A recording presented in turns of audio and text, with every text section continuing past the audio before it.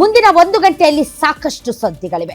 Israel ಮತ್ತು Iran ನಡುವಿನ ಸಂಘರ್ಷ ಇನ್ನಷ್ಟು ಇವತ್ತು ಬಿಗಡಾಯಿಸಿದೆ. ಯುದ್ಧ 11ನೇ ದಿನಕ್ಕೆ ಕಾಲಿಟ್ಟಿದೆ. ಇರಾನ್ ಮೇಲೆ ಭಯಂಕರ ದಾಳಿಗಳಾಗ್ತಾ ಇದೆ.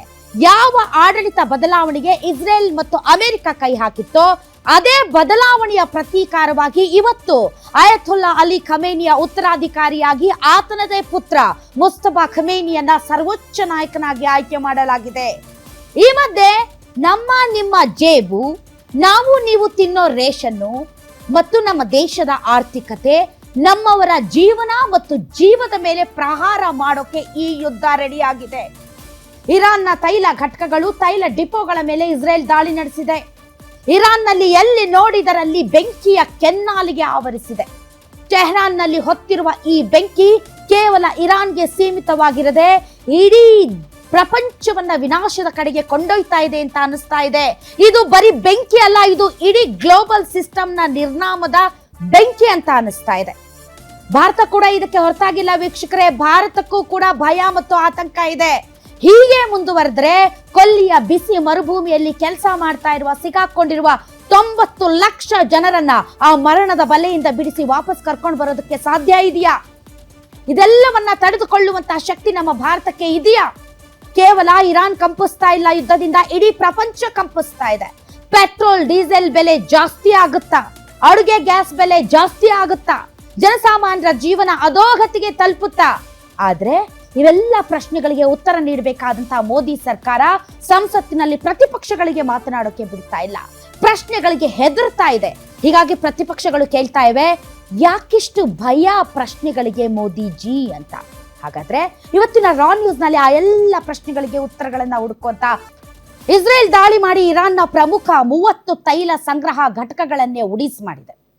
ತೈಲ ಸಂಗ್ರಹಗಳ ಘಟಕಗಳನ್ನೇ ಟಾರ್ಗೆಟ್ ಮಾಡಿದ್ರಿಂದ ಈಗ ವಿಶ್ವಕ್ಕೆ ದೊಡ್ಡ ಮಟ್ಟದ ಪೆಟ್ಟು ಬಿದ್ದಿದೆ.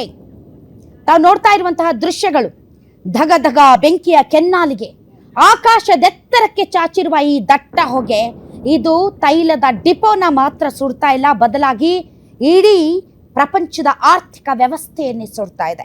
ಇಸ್ರೇಲ್ ಮಾಡಿದಂತಹ ಈ ದೊಡ್ಡ ದಾಳಿ ಏನಿದೆ, ಇದಕ್ಕೆ ಸ್ವತಃ ಅಮೆರಿಕ ಕೂಡ ಖುಷಿಯಾಗಿಲ್ಲ.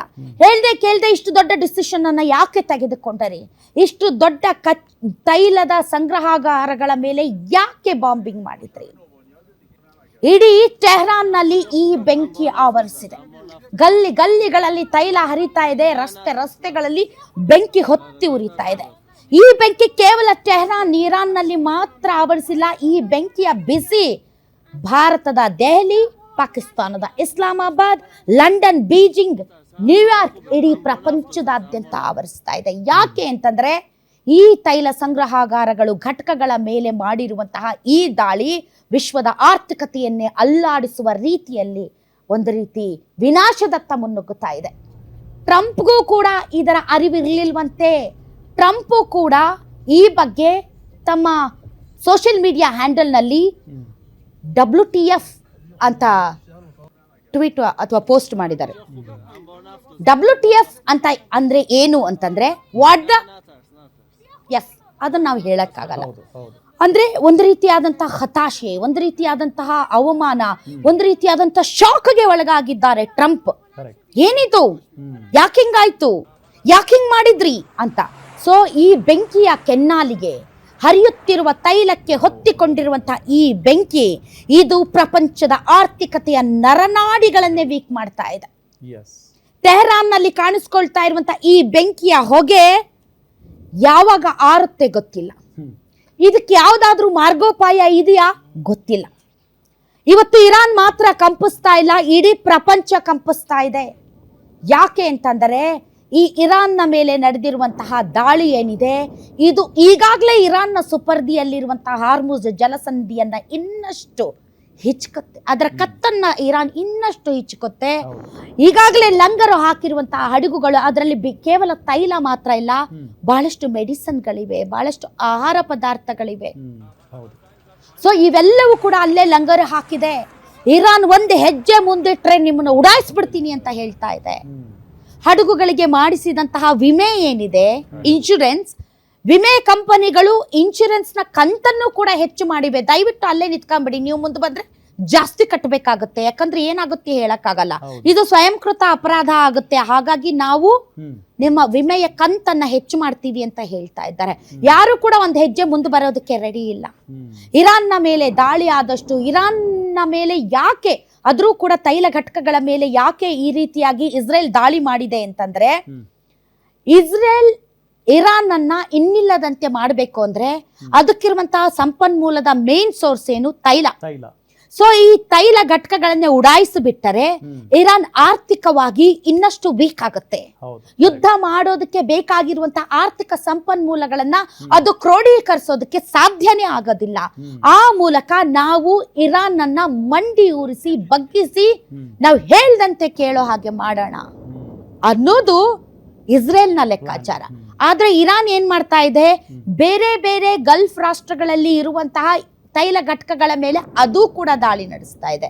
ನೀವು ಡ್ರೋನ್ ದಾಳಿ, ಒಂದು ಸಣ್ಣ ಕಿಡಿ ಸಾಕು ಆ ತೈಲ ಘಟಕಗಳನ್ನ ಹೊತ್ತಿ ಉರಿಯುವಂತೆ ಮಾಡೋದಕ್ಕೆ. ಅದಕ್ಕೆ ತುಂಬಾ ಏನು ದೊಡ್ಡದಲ್ಲ, ಬ್ಯಾಲಿಸ್ಟಿಕ್ ಕ್ಷಿಪಣಿಗಳೇನ್ ಬೇಕಾಗಿಲ್ಲ. ಇವ್ರೇನ್ ಇರಾನ್ ಅವರು ನಡೆಸ್ತಾ ಇದ್ದಾರಲ್ಲ ಡ್ರೋನ್ ದಾಳಿ, ಅದೇ ಸಾಕು ಅಲ್ಲಿರುವಂತಹ ತೈಲ ನಿಕ್ಷೇಪಗಳು, ತೈಲ ಘಟಕಗಳು ಮತ್ತು ತೈಲ ಟ್ಯಾಂಕ್ಗಳನ್ನ ಉಡಾಯಿಸೋದಕ್ಕೆ. ಈ ಇಸ್ರೇಲ್ನ ಈ ಒಂದು ದಾಳಿ ಏನಿದೆ ಕೇವಲ ವಿಶ್ವ ಅಲ್ಲ, ಭಾರತದ ನಿದ್ದೆ ಕೂಡ ಕೆಡಿಸಿದೆ. ಯಾಕೆ ಅಂತಂದ್ರೆ ಕೊಲ್ಲಿ ರಾಷ್ಟ್ರಗಳಲ್ಲಿ ಭಾರತದ ಸುಮಾರು 90 ಲಕ್ಷ, ಹತ್ತತ್ರ 1 ಕೋಟಿ ಜನ ಕೊಲ್ಲಿ ರಾಷ್ಟ್ರಗಳಲ್ಲಿ ನೌಕರಿಗಿದ್ದಾರೆ, ಕೆಲಸ ಮಾಡ್ತಾ ಇದ್ದಾರೆ.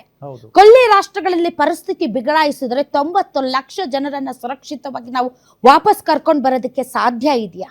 ತುಂಬಾ ಕಷ್ಟ. ಮೋದಿ ಜಾಗದಲ್ಲಿ ರಾಹುಲ್ ಗಾಂಧಿ ಇದ್ರೂ ಕೂಡ ಬಹಳ ಕಷ್ಟ.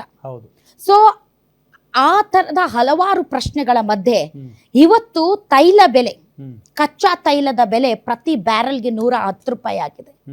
ಇನ್ನು ಒಂದು ವಾರ ಹೋದ್ರೆ $150 ರೂಪಾಯಿ ಅಲ್ಲ, ಡಾಲರ್, $150 ಆಗಿದೆ.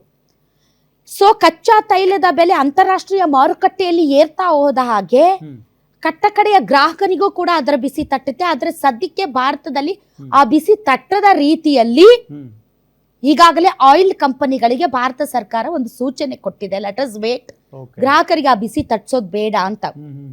ಬಟ್ ಈಗಾಗಲೇ ಗ್ಯಾಸ್ ಬೆಲೆ ಲಾಸ್ಟ್ ವೀಕ್ ಅಲ್ಲಿ ಜಾಸ್ತಿ ಆಗಿದೆ.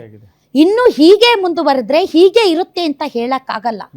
ಈಗಾಗಲೇ ಬಹಳ ದೇಶಗಳು ತಮ್ಮ ತಮ್ಮ ದೇಶದ ಪ್ರಜೆಗಳಿಗೆ ಹಲವಾರು ಸೂಚನೆಗಳನ್ನ ಕೊಡ್ತಾ ಇದ್ದಾರೆ. ನೀವು ಆದಷ್ಟು ಪೆಟ್ರೋಲ್ ಡೀಸೆಲ್ ಬಳಕೆಯನ್ನ ಕಡಿಮೆ ಮಾಡಿ, ವರ್ಕ್ ಫ್ರಮ್ ಹೋಮ್ ಅಂತ ಹೇಳಿದ ಪಾಕಿಸ್ತಾನ. ಬಹಳಷ್ಟು ಮುಸ್ಲಿಂ ದೇಶಗಳಲ್ಲಿ ಈಗಾಗಲೇ ಅವ್ರದ್ದು ಹಬ್ಬ ಇದೆ ಅಲ್ಲ, ಹಬ್ಬದ ರಜೆಗಳನ್ನ ಮೊದಲೇ ಕೊಟ್ಟು ಬಿಟ್ಟಿದ್ದಾರೆ. ಇನ್ನು ಕೆಲವು ಕಡೆ ನೀವು ಮನೆಯಿಂದ ಹೊರಗಡೆ ಬರಬೇಡಿ, ಆದಷ್ಟು ಮನೆಯಲ್ಲಿರಿ ಅಂತ ಹೇಳ್ತಾ ಇದ್ದಾರೆ. ಫಿಲಿಪೈನ್ಸ್ ನಲ್ಲಿ ಈಗಾಗಲೇ ಈ ಎನರ್ಜಿ ಸೇವಿಂಗ್ ಮೆಜರ್ಮೆಂಟ್ಸ್ ಏನೇನ್ ಬೇಕೋ ಅದು ತಗೊಳ್ತಾ ಇದ್ದಾರೆ. ಎಲ್ಲಾ ದೇಶಗಳಿಗೂ ಕೂಡ ಇದರ ಬಿಸಿ ತರ್ತಾ ಇದೆ, ಭಾರತಕ್ಕೂ ಕೂಡ ಇದರ ಬಿಸಿ ತರ್ತಾ ಇದೆ. ಸೊ ಹೀಗಾಗಿ ಸ್ಟಾಕ್ ಇರೋವರೆಗೂ ಓಕೆ, ಸ್ಟಾಕ್ ಖಾಲಿ ಆದ ಮೇಲೆ ಏನು ಪರಿಸ್ಥಿತಿ? ಡೆಫಿನೆಟ್ಲಿ ಪೆಟ್ರೋಲ್ ಡೀಸೆಲ್ ಬೆಲೆ ಜಾಸ್ತಿ ಆದರೆ ಟ್ರಾನ್ಸ್ಪೋರ್ಟ್ ಚಾರ್ಜ್ ಜಾಸ್ತಿ ಆಗುತ್ತೆ.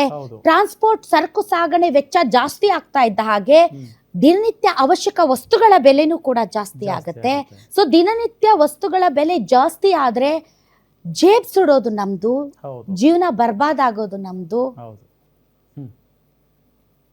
ರೇಷನ್ ಬರೆಯುವಾಗ ಆ ಬಿಸಿ ಗೊತ್ತಾಗುತ್ತೆ. ಪ್ರತಿಯೊಂದು ಆಹಾರ ಪದಾರ್ಥಗಳ ಬೆಲೆ ಜಾಸ್ತಿ ಆಗುತ್ತೆ. ಸೊ ಹೀಗಾದಾಗ ನಾವು ಭಾರತೀಯರು